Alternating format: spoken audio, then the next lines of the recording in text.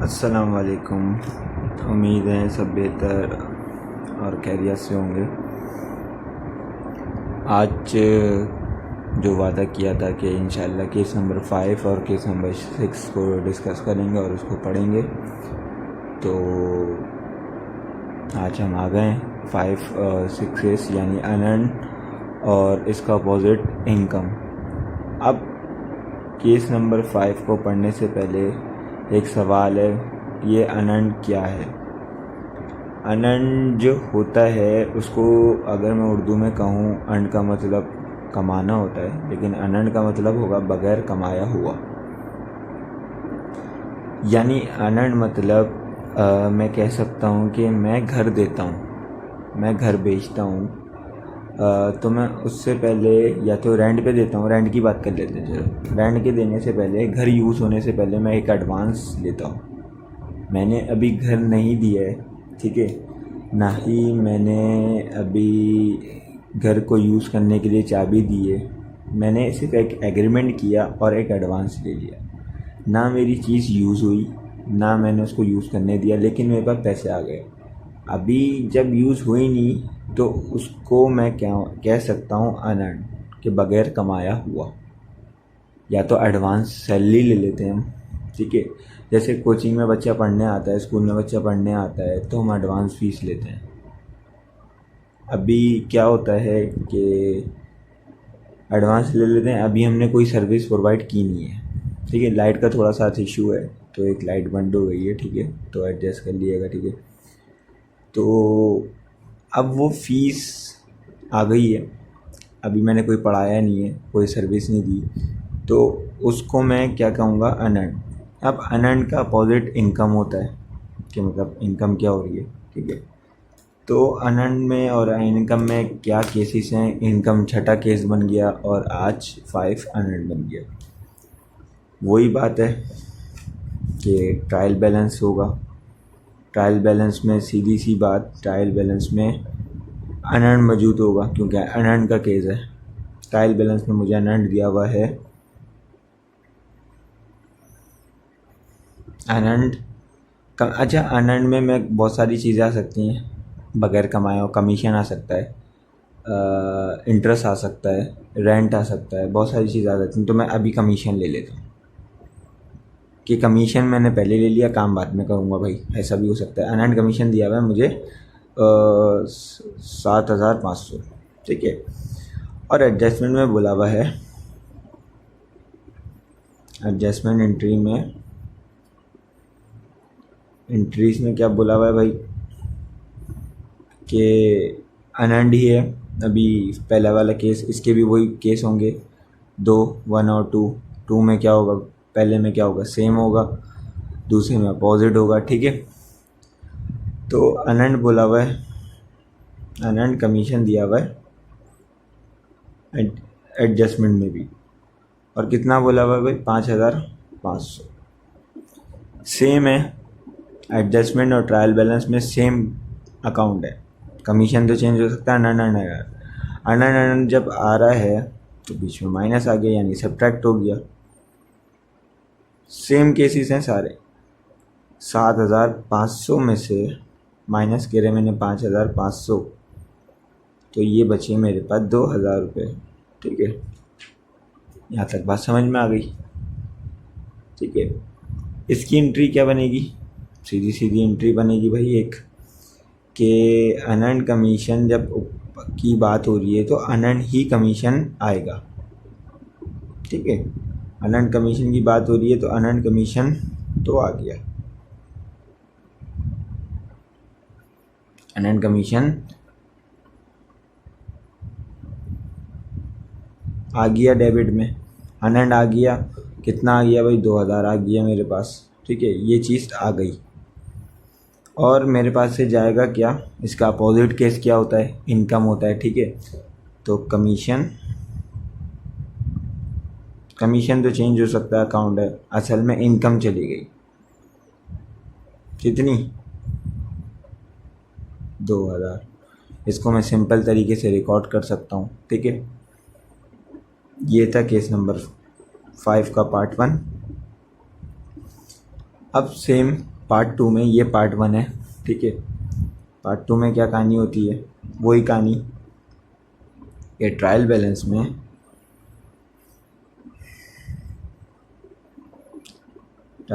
में भाई अनएंड दिया हुआ है मुझे, और क्या कह रहे हैं, अनएंड इस दफ़ा इंटरेस्ट ले लेते हैं। अनएंड इंटरेस्ट दिया हुआ है 5,000, और एडजस्टमेंट में बोल रहे हैं, एडजस्टमेंट एंट्रीज में क्या बोल रहे हैं भाई, कि इंटरेस्ट इनकम 3,000 है,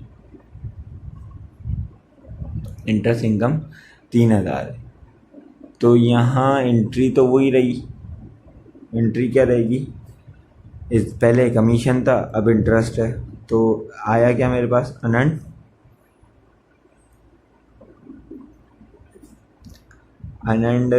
इंटरेस्ट आ गया मेरे पास, और इंटरेस्ट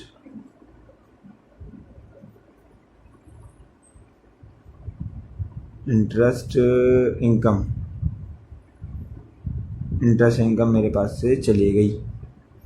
आया कितना, अलग अलग अकाउंट है, ये वाली वैल्यू डल जाएगी, 3,000 आया और 3,000 चले गया।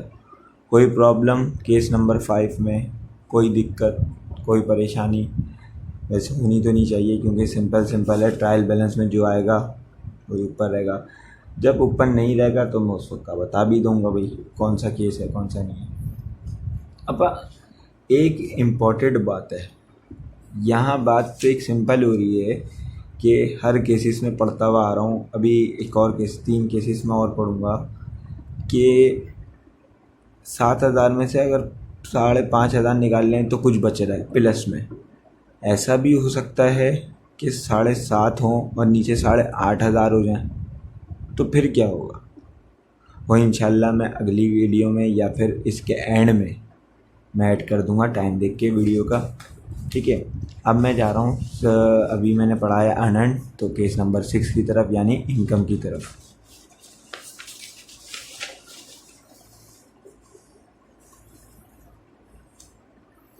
कौन से केस की तरफ जा रहे हैं हम, इनकम की तरफ, ठीक है।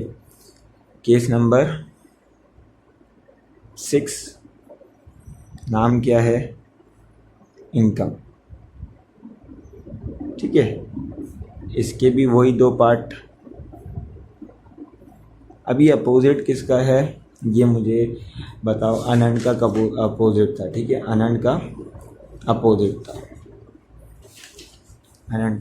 था, ठीक है।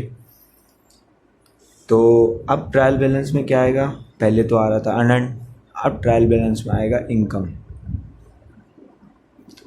ट्रायल बैलेंस में क्या है भाई, ट्रायल बैलेंस में बोला हुआ है कि मेरे पास दी हुई है कमीशन इनकम। बेटा अगर कोई भी प्रॉब्लम आ रही हो वीडियो में तो मुझे कमेंट में ज़रूर बता देना भाई, ये वीडियो ऐसी प्रॉब्लम आ रही है कि मुझे समझ में नहीं आ रहा, आपकी राइटिंग में प्रॉब्लम आ रही है, आपकी आवाज़ में प्रॉब्लम है, या वीडियो क्वालिटी में, तो मुझे बता देना ताकि मैं आपके लिए बेहतरी करूँ थोड़ी बहुत, ठीक है। कमीशन इनकम में अब वीडियो पढ़ाई की तरफ चलते हैं। कमीशन इनकम में दिया हुआ है मुझे कि भाई कमीशन इनकम 6,000 है, ठीक है, 6,000 बोली हुई है कमीशन इनकम। और एडजस्टमेंट इंट्रीज में बोला हुआ है मेरा बच्चा कि चलो अभी मैं सेम वाला पढ़ा देता हूँ, सेम चल रहा है टॉपिक, कमीशन इनकम दी हुई है दोबारा से 5,000, ठीक है, 5,000 दी हुई है। अब जब सेम है तो यहाँ पर क्या लग जाएगा, सब ट्रैक लग जाएगा, ठीक है। देखो सब में सेम आ रही है कहानी, मैंने फिर बोल रहा हूँ सब में सेम आ रही है, बस ट्रायल बैलेंस को देखना है, एडजस्टमेंट को देखना है, और कुछ नहीं देखना, सब कुछ आसान है। 6 में से 5 जाएंगे तो बच जाएंगे 1,000। अब बात ये एंट्री क्या बनेगी, पहले अनंत था तो अनंत डेबिट हो रहा था। अब इनकम है तो भाई सीधी सी बात है, कमीशन तो टाइटल है, कमीशन के बजाय तो कुछ भी आ सकता है, तो कमीशन तो मैं भी ऐसे ही लिख देता हूँ कमीशन। असल में इनकम डेबिट हो गई, इनकम डेबिट हो गई कितनी, 6 में से 5 गए क्योंकि सेम है, 6 में से 5 गए तो 1000 रुपये डेबिट हो गए। ठीक है, इसका अपोजिट क्या था, अनंत। अनंत का अपोजिट ये होता है, इसकी वजह से अनंत आती है। ठीक है, अनंत में इनकम जाती है, अब इनकम में अनंत जाएगा। ठीक है, जो अपोजिट होता है वो जाता है, तो अनंत कमीशन। अनंत की मैंने बात बताई थी बगैर कमाया हुआ, ये इनकम है कमा ली, कमा ली यानी यूज़ हो गई, यानी सैलरी मैंने जॉब करने के बाद ली है, वो मेरी इनकम है। ठीक है, अनंत में होता है कि पहले ले लेते हैं। ठीक है, अनंत कमीशन कितनी जाएगी मेरे पास से भाई, 1000 रुपये जाएगी। टू एडजस्ट इसको मैं रिकॉर्ड कर लूँगा। ठीक है, ये था पार्ट 1 जो सेम कहलाता है, हमारा सेम पार्ट 1 कहलाता है। ठीक है, अब पढ़ेंगे अपोजिट। ठीक है, पार्ट 2 में क्या होती है कहानी, सेम होती है। ट्रायल बैलेंस में क्या दिया हुआ होता है, ट्रायल बैलेंस में हमें दिया हुआ होता है भाई इनकम दी हुई होगी, ट्रायल बैलेंस में इनकम दी हुई होगी। इनकम के साथ भाई इनकम, कौन सी इनकम लें, रेंट इनकम लें, इंश्योरेंस इनकम लें, चलो अब मैं रेंट इनकम ले लेता हूँ। पहले कमीशन ले ली थी, इंटरेस्ट भी ले ली थी, पिछली दफ़ा इनके कमीशन ले ली थी, तो रेंट इनकम मेरे पास आ गई 5000, 50,000 आ गई, समझ लो मे भी 50,000 आ गई। जिम में 10 रुपये नहीं होते और बातें हमारी लाखों में भी चली जाती हैं, 1000, लाख, 10 लाख, 15 लाख, लेकिन जेब में हम चेक करें तो 10 रुपये से ज़्यादा कुछ भी नहीं होते। ये अकाउंट के स्टूडेंटों की एक क्वालिटी होती है, बस दिल पे हाथ रख के पढ़ लो होते हैं। लाखों का खेल और जेब में 10 रुपये नहीं होते। रेंट इनकम 50,000 आ गई। ठीक है, और एडजस्टमेंट एंट्रीज में क्या जा रहा है, रेंट इनकम, इसका अपोजिट क्या होता है, दूसरे केस में अनंत आ सकता है। ठीक है, अनंत रेंट जा रहा है कितना, अब यहाँ 25,000 कर,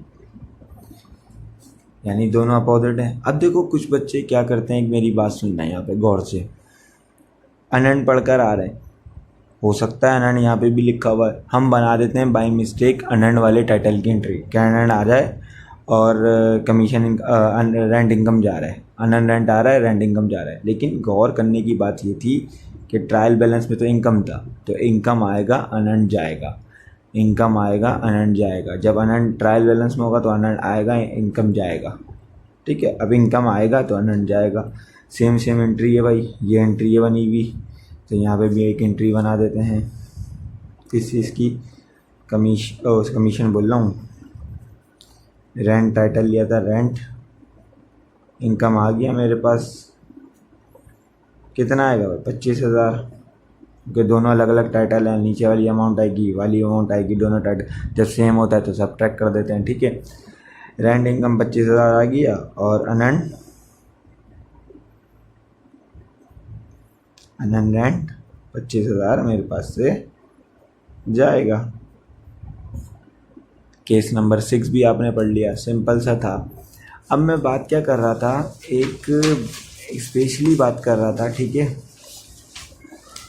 मैंने अभी प्रीपेड पढ़ा, ठीक है, एक्सपेंस पढ़ा,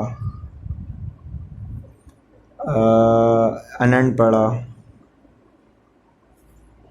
आगे भी इनकम पढ़ा, अभी मैं ऑफिस सप्लाईज पढ़ूंगा, ऑफिस सप्लाई एक्सपेंस पढ़ूंगा। सेम जो होती है, सेम वाली एंट्री सबके पार्ट 1, सबके पार्ट 1 पार्ट 2 होते हैं। पार्ट 1 में होता है सेम, जो मैं पढ़ता हुआ आ रहा हूँ और पढ़ाता हुआ आ रहा हूँ, ठीक है, करवा रहा हूँ। सेम में क्या करते थे हम, ट्रायल बैलेंस में जो अमाउंट दी हुई होती थी, यानी कि 5,000 दिया हुआ है, ठीक है, और नीचे एडजस्टमेंट एंट्रीज में भी 4,000 दिया हुआ है। तो मैं चुपचाप क्या कर रहा था कि 5,000 में से 4,000 गए, 1,000 लिख रहा था, यही कर रहा था अब तक। अब मैं क्या कर रहा हूँ, मैं भी कोई सी भी एंट्री ले लो, सब में ये कहानी हो सकती है। तो इसलिए मैं एक कोई केस ले रहा हूँ, एक केस लेके समझा रहा हूँ। मैं ले रहा हूँ अभी अनएंड वाली, लेटिस वाली जो हमने पढ़ी। भाई ट्रायल बैलेंस में बोला हुआ है, यहाँ से बता रहा हूँ, ट्रायल बैलेंस में बोला हुआ है अनएंड रेंट लेते हैं भी, अनएंड रेंट 20,000 रुपये। और एडजस्टमेंट में क्या बोला हुआ है, अनएंड रेंट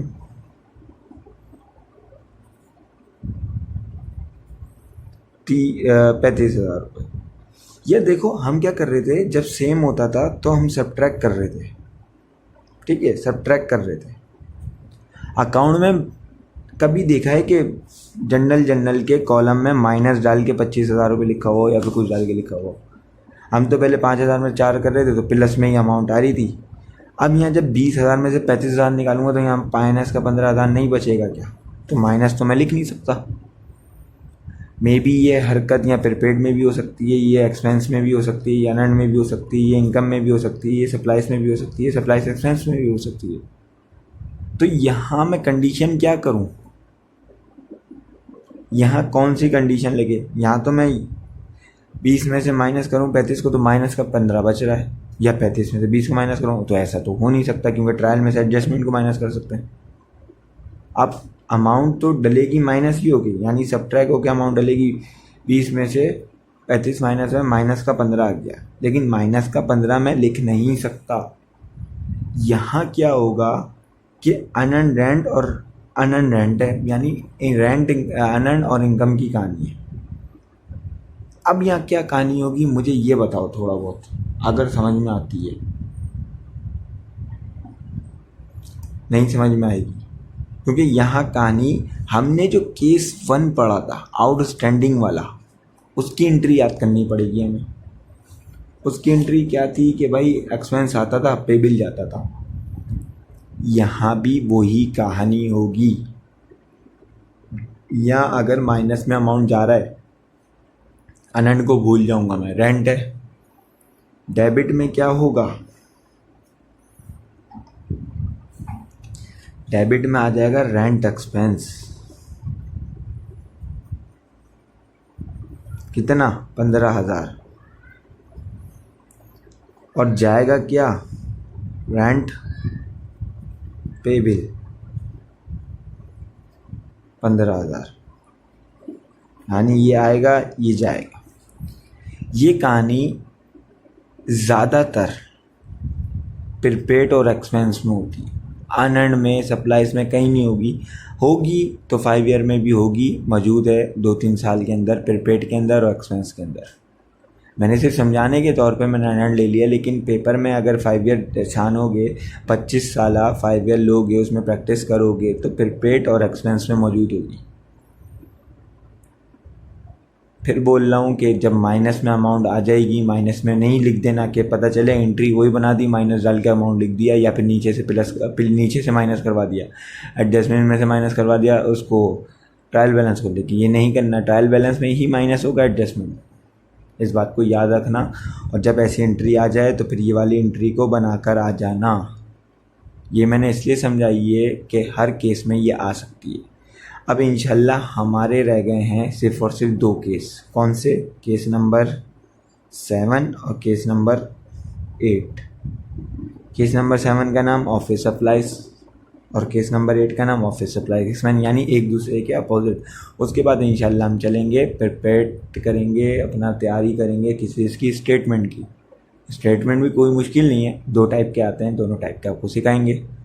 तो अब इसकी प्रैक्टिस करें। इंशाल्लाह मैं अगली वीडियो में हाजिर होऊंगा और केस नंबर 7 करेंगे, 8 करेंगे, और इसके साथ साथ हम स्टेटमेंट का एक पैटर्न भी बना के आपको देंगे ताकि आप उसकी भी तैयारी करो। और फिर स्टेटमेंट पर हम काम करेंगे उसकी नेक्स्ट वीडियो में इंशाल्लाह। आप जब तक के लिए मुझे इजाज़त दीजिए और दुआओं में याद करिए। अल्लाह हाफिज़।